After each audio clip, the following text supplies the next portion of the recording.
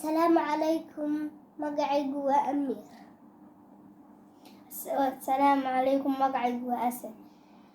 عروري ما تشكذين وها كصاب تاي ما أجمل الإحسان. إحسان كما حكوا نقص.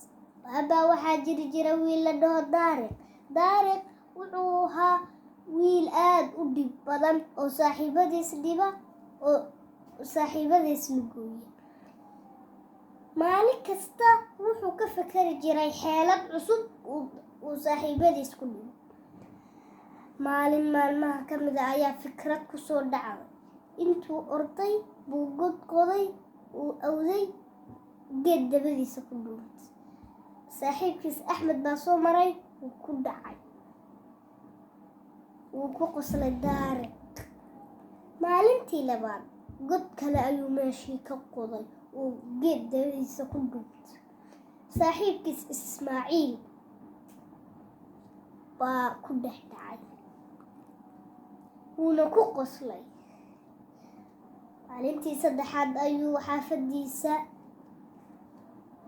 u socday isagoo u socda buu godadku qoday mid ka mid ah buu ilaaway wuuna ku dhex dhacay lug buu ka jabay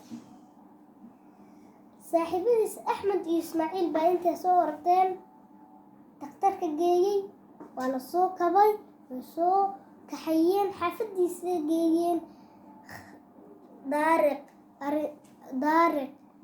arrinta aad buu u xumaa. Caruuray sheekadan waxaa ka faa'iidaysadeynaa lambar 1 qofku waa inuu dadka dhibin oo waa inuu dadka u naxariistaa oo waa inuu dadka khayrka la jeclaadaa.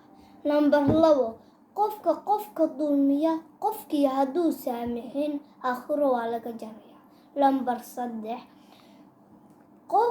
qofku hadduu god walaal qodo asagaa ku dhacaya.